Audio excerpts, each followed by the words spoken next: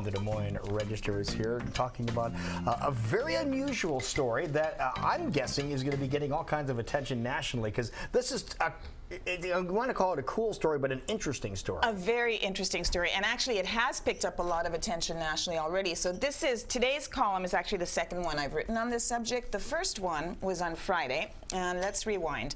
I got a call from the Polk County Sheriff, who's a good buddy and a source of mine on various things that he knows would be of interest to me. And he said, we have a transgender inmate in the jail, and it's causing some questions about what is the appropriate way both to house her and to frisk her, because she has both male and female anatomies. So state law says that by law you have to separate men and women into their respective populations in the jail.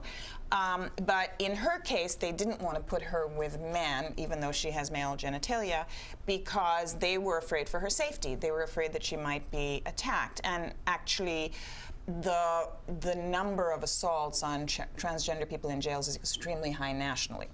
So they also couldn't put her in with the female population because state law says they can't, really, technically speaking. So they put her in a separate unit, and actually they were really bending over backwards. They put her in the medical unit, not in an isolation cell, but she was initially kind of unhappy about not being with any population. She said she would rather go with men or women, which they understandably couldn't do. But they moved her into a room where she has a television, and she has access to a telephone and a proper hospital bed even, and they were very good to her. Now, rewind, I started looking into why so initially this was perceived as a column to just kind of explore the issues about what the decisions that jail officials have to make based on given law about what do you do. It's a hot topic right now. Everybody's talking about it. Exactly, and also because Caitlyn Jenner has been in the news and was, the day that this came about was receiving a Courage Award. Right.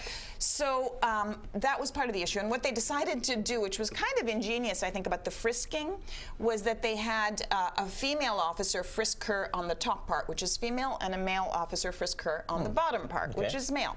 That was brilliant. Whoever thought of that. Really quite. This was the sheriff again, his initiative. So he wanted to spread public awareness about this and get some public input into how they were handling things from the LGBT community, which is why he approached me. That was all great. But then I look up the police report from West Des Moines to find out why was she arrested in the first place. And I talked to her about her story, and she tells me she lives in Illinois. She's 22 years old. She's studying to be a cosmetologist. She works in a beauty salon. And she was here with a transgender friend just to do some shopping. They were staying at the Drury Inn in West Des Moines, and what happens, the managers are looking at them strangely, and they call police and say there are these two men dressed up as women, so they must be prostitutes.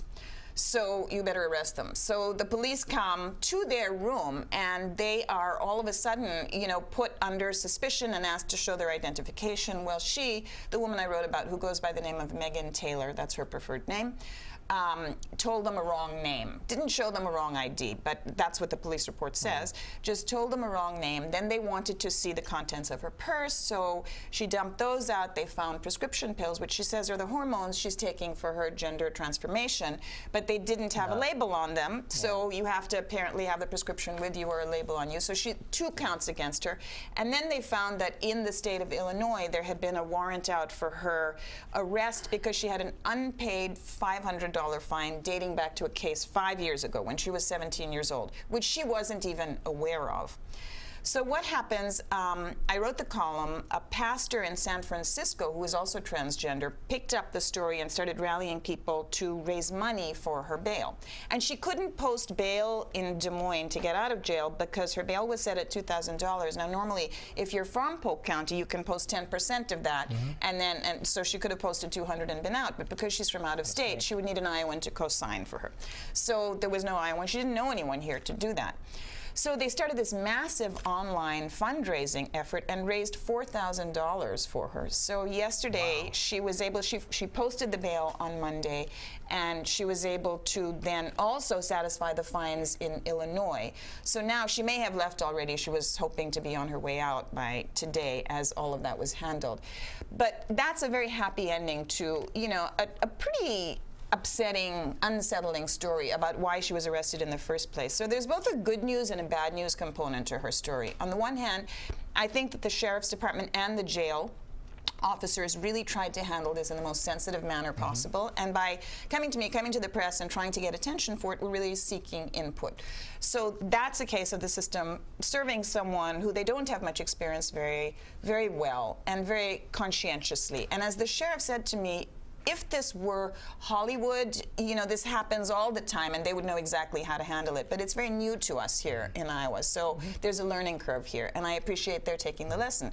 On the other hand, to jump to the conclusion, for a hotel to jump to the conclusion that just because, you know, people present differently than their gender stereotype, they must be engaged in illegal activity is wrong. And and there have been protests as a result of this outside the Drury Inn.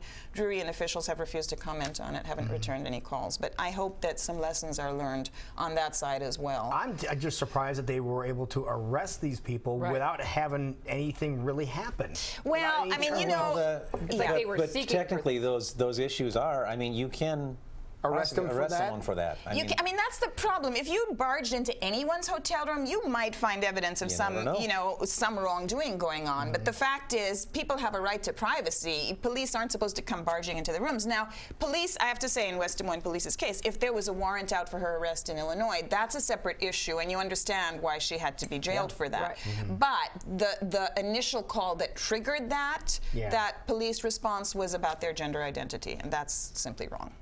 Yeah, just needs to, again, people just need to become more accepting. Exactly, more education, more awareness. And wonderful. So, and that's details on that? Details of that and today? the happy outcome are in today's column on page 15A, because I knew you would ask. Beat you to it. Today's I already paper. knew that. Did you now? Well done. Perfect. Thank It is you. 10 minutes before 9 o'clock. We'll